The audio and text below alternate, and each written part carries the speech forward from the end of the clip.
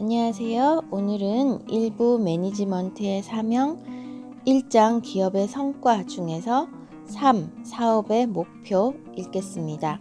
오늘부터는 책에 나오는 이노베이션이라는 단어 대신에 혁신이라는 단어로 바꿔서 읽도록 하겠습니다.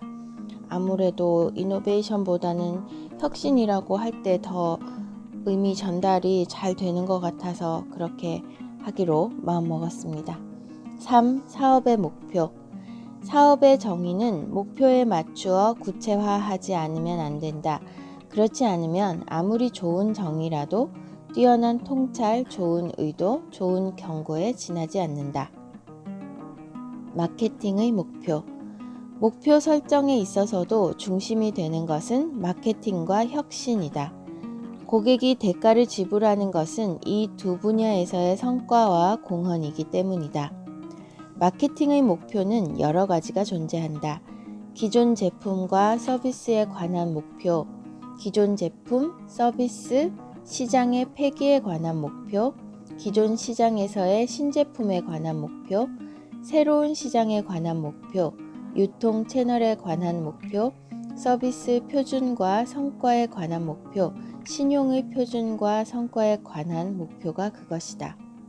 마케팅의 목표에 관해서는 이미 많은 책에서 언급하고 있다. 그러나 어떤 책도 이들 목표가 다음의 두 가지 기본적인 의사결정 이후가 아니면 설정될 수 없음을 충분히 강조하고 있지 않다. 바로 집중의 목표와 시장 지위의 목표다.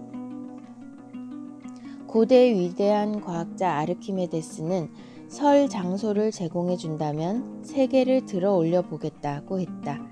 아르키메데스가 말하는 설 장소가 바로 집중해야 할 분야다. 집중의 목표는 기본 중의 기본으로 매우 중요한 의사결정이다. 집중에 관한 목표가 존재하기 때문에 우리의 사업은 무엇인가에 대한 대답도 의미를 가지게 된다. 마케팅 목표의 기초가 되는 또 다른 의사결정은 시장 지위의 목표다. 시장 지위의 목표에 대해서는 시장에서 리더의 지위를 점하고 싶다. 혹은 매출만 늘어난다면 시장 점유율 따위는 개의치 않는다고 말하는 것이 보통이다. 둘 다 그럴싸하게 들리지만 사실은 모두 틀린 말이다. 모든 기업이 동일 시장에서 동시에 리더가 될 수는 없다.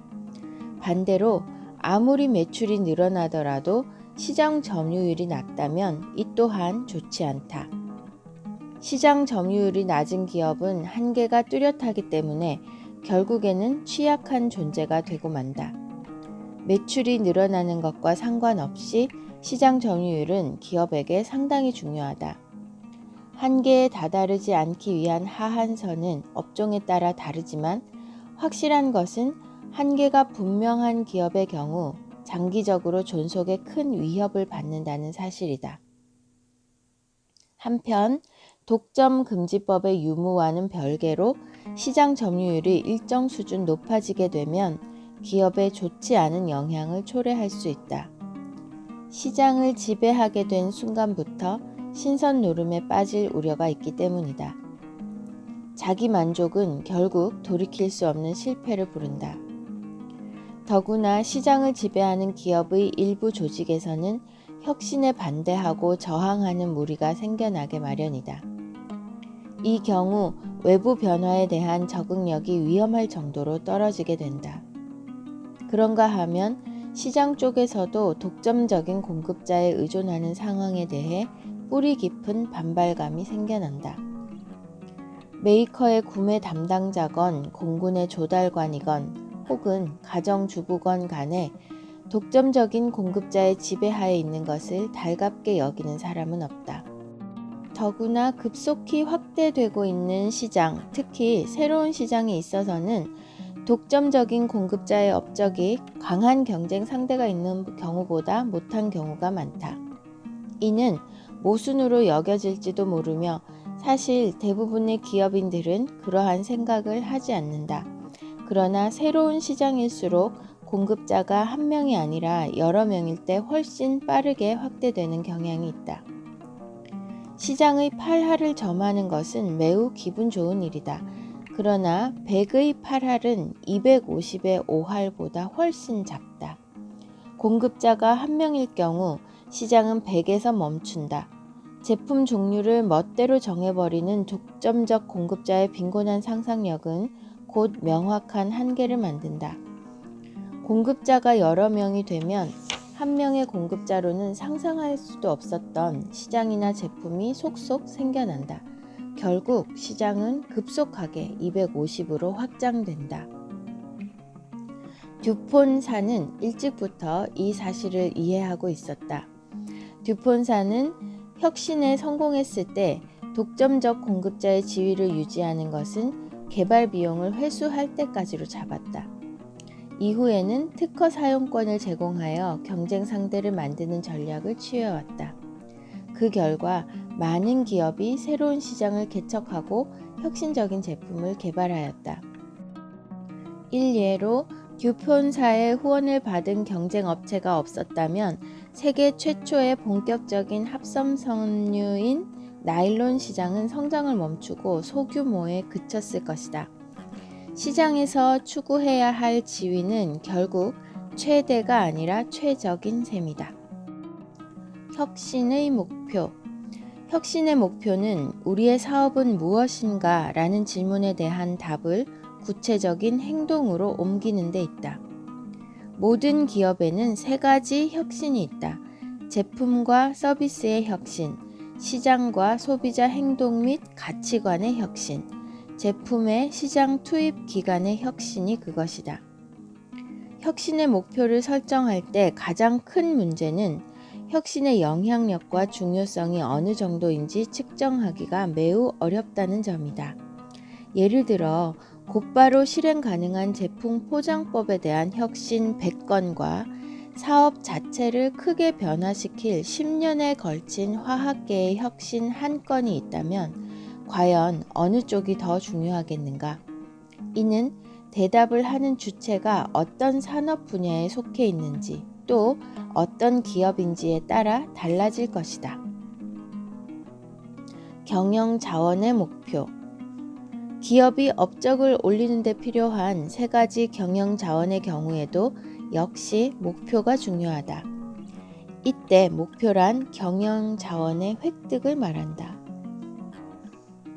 일찍이 경제학자들이 말했던 것처럼 경제 활동을 하기 위해서는 토지, 물적 자원, 노동, 인재, 자본, 자금 등 세 가지 자원이 필요하다.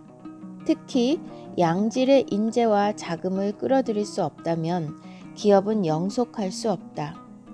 산업 전체를 보더라도 기업이 쇠퇴기에 접어들기 시작하는 시점에 이르러서는 유능하고 의욕 넘치는 인재를 끌어들일 만한 호소력을 잃어버리는 경우가 많다. 미국에서 철도 산업이 쇠퇴하기 시작한 시점만 봐도 그렇다. 미국의 철도 산업 쇠퇴기는 일반적으로 제2차 세계대전 직후로 알려져 있지만 이는 사실이 아니다. 제2차 세계대전이 종료되고 나서야 철도가 쇠퇴하고 있었음이 마침내 알려진 것이며 곧이어 회복 불능에 빠진 것에 불과하다. 실제로 쇠퇴가 시작한 것은 제1차 세계대전이 진행되던 때였다. 제1차 세계대전 전에는 철도 관련 업무에 종사하려는 기술 계통에 유능한 젊은이들이 무수히 많았다. 그러나 철도 분야가 기술계뿐만 아니라 어떤 분야의 고학력 젊은이에게도 매력 없는 직장이 되어버린 후부터 철도 산업은 급격하게 추락하기 시작했다. 인재와 자금 획득에 관해서는 특히 마케팅적인 사고방식이 필요하다. 이를 위해 먼저 유능한 인재를 끌어들이고 회사에 오래 남아있도록 하려면 회사의 업무를 어떤 식으로 만들어야만 하는가? 우리 기업에는 어떤 유형의 인재가 필요한가? 원하는 인재를 확보하려면 무엇을 해야 하는가? 어떻게 해야 회사에서 자금을 끌어들일 수 있겠는가? 등의 질문에 대한 답을 확실히 구해야 한다. 이들 경영 자원에 관한 목표는 두 가지 방향에서 설정되어야 한다. 하나의 출발점은 경영 자원에 대한 기업 자신의 수요다. 스스로의 수요 시장의 상황과 관련지어 검토해야 한다. 다른 출발점은 시장이다. 시장의 상황과 기업의 구조, 방향, 계획을 연결하여 살펴보아야 한다. 생산성의 목표. 경연 자원을 입수하고 그것을 이용하는 것은 첫걸음에 지나지 않는다. 이 경영 자원들을 생산적으로 만드는 것이 다음 과제다. 모든 기업은 물적 자원, 인재, 자금이라고 하는 세 가지 경영 자원에 관하여 생산성 목표를 설정해야 한다. 동시에 생산성 전체에 관한 목표를 설정할 필요가 있다. 기업 각 부문의 매니지먼트나 기업 간의 매니지먼트를 비교하는데 가장 좋은 척도가 바로 생산성이다. 획득할 수 있는 경영 자원은 누구나 거의 똑같다. 독점 상황과 같은 드문 사례를 제외하면 어떤 경우에든 기업 간 차이를 만드는 것은 매니지먼트의 질적 수준이다. 매니지먼트의 질적 수준이라는 결정적으로 중요한 요인을 측정하는 하나의 척도가 생산성, 즉 경영 자원 활용의 성과이다. 생산성 향상은 매니지먼트의 가장 중요한 사안 가운데 하나이며 동시에 매우 곤란한 업무 중 하나다. 생산성이란 각종 요인 간의 균형을 맞추는 일이기 때문이다. 그 요인들 중에 측정할 수 있는 것, 정의하기 쉬운 것은 늘 적다. 예를 들어 인재는 세 가지 생산 요소 중 하나에 지나지 않는다. 인재의 생산성 향상이 다른 경영 자원의 생산성 저하에 의해 이루어진 것이라면 전체적인 생산성은 떨어지고 있을지도 모른다. 생산성이란 어려운 개념이면서 상당히 중요한 개념이다. 생산성 목표가 없으면 기업은 방향을 잃고 통제조차 불가능하게 된다. 사회적 책임의 목표. 불과 몇 년 전까지 경제학자들은 사회적 책임이 무형의 것이며 이것의 목표를 설정할 수 없다고 이야기했다. 그러나 오늘날 우리들은 이 무형적인 것이 유형적일 수 있다는 사실을 알게 되었다. 소비자 운동이나 환경 파괴에 대한 공격은 기업이 사회에 끼치는 영향에 관해 스스로 철저하게 검토하고 목표를 설정해야만 한다는 교훈을 배우기 위한 값비싼 수업이었다. 사회와의 관계는 기업에게 있어서 존립과 직결된 문제다. 기업은 사회와 경제 속에 존재한다. 그러나 기업 내부에서는 스스로가 마치 진공 상태에 독립적으로 존재하고 있는 양 생각하곤 한다. 사실 많은 기업이 자신의 사업을 내부의 시각에서 바라보고 있다. 그러나 사회나 경제는 어떤 기업일지라도 하룻밤 사이에 소멸시킬 힘을 갖고 있다. 기업은 사회나 경제의 인정 속에 존재하고 있으며 사회와 경제가 그 기업이 생산적인 일을 하고 있는 유용한 업체라고 여길 때에만 존속을 허락한다는 사실을 잊어서는 안 된다.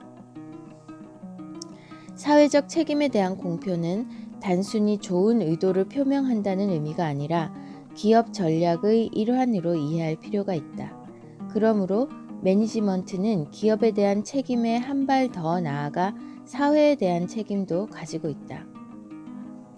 비용으로서의 이익. 기본적인 영역에서 목표를 철저하게 검토하고 설정한 후에는 얼마만큼의 이익이 필요한가? 라는 질문을 던져야 한다. 목표 달성에는 큰 위험이 동반된다. 더구나 노력, 즉 비용도 필요하다. 바로 이 지점에서 기업의 목표를 달성하는 데 이익이 중요해지게 된다. 이익이란 기업의 존속 조건이다. 이익이란 미래 비용으로서 사업을 계속하기 위한 비용이다. 목표를 실현하는 데 들어가는 비용을 이익으로 내고 있다면 그 기업은 존속 수단을 갖고 있는 셈이다. 그러나 기본적인 목표를 실현할 비용조차 모자란 기업이라면 이미 한계에 부닥쳐 위험 신호가 들어온 것과 다름없다. 이러한 상황을 피하기 위해서는 이익에 대한 계획이 명확하게 작성되어야 한다. 이것은 무의미한 상투어가 되어버린 이익 극대화에 대한 계획을 말하는 것이 아니다. 그러나 그 필요한 금액은 많은 기업들이 실제로 올리고 있거나 목표로 삼고 있는 최고 금액을 상회하는 액수여야 한다. 목표액 설정에 필요한 균형. 목표를 설정하는 데는 균형이 필요하다. 이는 이익과의 균형, 가까운 장래와 먼 장래 사이의 균형, 다른 목표와의 균형, 즉 목표 간 절충 관계를 의미한다. 무엇이든 잘 해내는 조직은 없다. 자금이 있더라도 인재가 없을 수도 있다. 그러므로 우선순위가 필요하다. 모든 것에 조금씩 손을 대는 것은 최악의 선택이다. 아무런 성과도 올릴 수 없기 때문이다. 우선순위가 한참 잘못되었다 할지라도 아예 없는 것보다는 100번 낫다. 목표의 실현. 마지막 단계는 목표를 실현하기 위한 행동 단계다. 우리의 사업은 무엇인가, 무엇이 될 것인가, 무엇이어야만 하는가를 생각하여 목표를 검토하는 것은 지식을 얻기 위해서가 아니라 행동하기 위해서다. 그 목적은 조직의 에너지와 자원을 바른 성과에 집중하는 것이다. 따라서 검토가 이루어진 후 목표, 기한, 계획, 구체적인 업무 할당이 진행되어야 한다. 실행에 옮기지 않으면 목표는 목표가 아니다. 단지 꿈에 불과하다.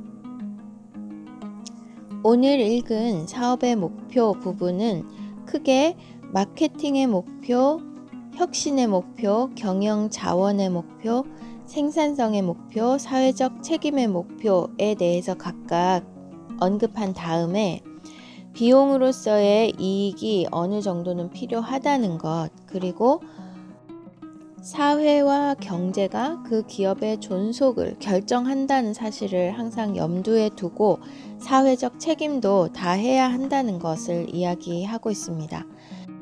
그리고 목표를 설정할 때는 반드시 균형을 염두에 두어야 한다는 것, 이익과 가까운 장래, 먼 장래, 다른 목표 이런 것들과의 균형을 생각해서 목표를 설정을 해야 되고 목표를 설정한 이후에는 반드시 행동으로 옮겨야 한다라는 것까지 이야기를 하고 있습니다. 목표를 설정하고 그것을 행동으로 옮기기 위해서 구체적인 계획을 세우는 것까지가 목표가 될 것 같네요. 아마 다음 파트에서 어떻게 전략을 세워야 하는지를 이야기할 것 같습니다. 오늘은 여기까지입니다.